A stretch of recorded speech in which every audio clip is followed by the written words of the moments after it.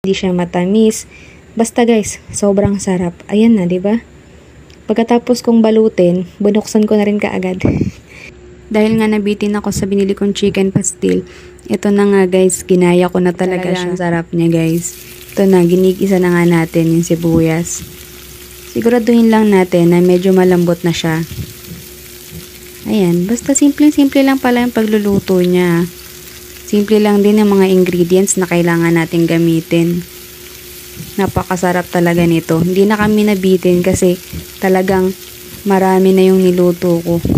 Para sigurado, umabot pa nga hanggang kinabukasan. Hindi siya agad pati napapanis guys. So ayan, next na nga natin pala yung bawang. Then nag-grate nga pala ako ng luya at ayan yung nilagay natin dyan. Kailangan kasi pinong-pino siya. Para hindi mo ramdam na meron kang luyang ninunguya kapag kinakain mo na yung ating pastil. Sobrang bango nga niyan guys. Ayan pa lang yun ha.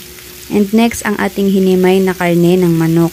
Sinama ko na rin nga pala yung mga balat kasi sayang din, nang hinayang naman ako. Okay naman ang kinalabasan niya. So igigisa lang natin siya. At kapag okay na nga, next naman nating ilalagay ay ang soy sauce. Dato puti nga lang guys, pwede na yun. Tinahalu-haluin natin siya hanggang sa ma-distribute lahat ng toyo sa ating hinimay na chicken. Then lalagyan din natin yan syempre ng oyster sauce. Ayan. Tansyahan lang ang pagtimpla nito guys. Pero yung lasa niya hindi yung basta tansya-tansya, napakasarap. Ayan, halo lang. Then kapag sa tingin nyo ay medyo okay na siya at na-distribute na lahat yung toyo, lalagyan na natin ang paminta at asukal. Isang kutsarang asukal nga pala yung nilagay ko dyan guys. Haluin lang ulit natin. Kailangan lang talaga dito masipag ka maghalo. Ayan.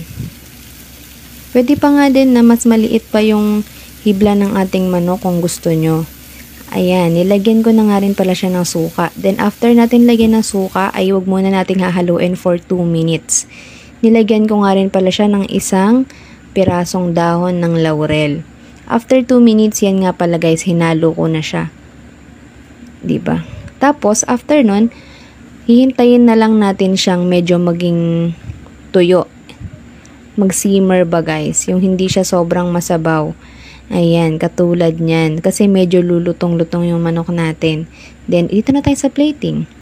Kailangan muna natin palang idarang yung mga dahon ng saging guys at punasan bago natin ilagay ang ating kanin at ang chicken pastil. Ayan, hindi nga ako magaling sa pagbabalot guys.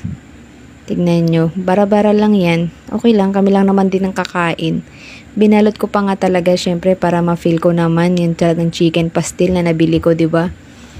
Naghanap pa nga ako ng dahon ng saging kahit madilim na. Ayan, oh, nakikita nyo naman. 'Di ba? Abay, napakarami pa nga talaga ng palaman 'yan. Habang ginagawa ko 'yan, gustong-gusto ko na talagang kumain. Syempre, yan lang yun for presentation.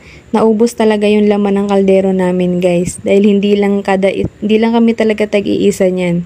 Talagang sumandok pa ulit kami ng kanin sa sobrang sarap niya. Tsaka hindi siya nakakasawa. Tamang-tama lang yung timpla niya. Hindi siya maalat, hindi siya matamis. Basta guys, sobrang sarap. Ayan na, 'di ba?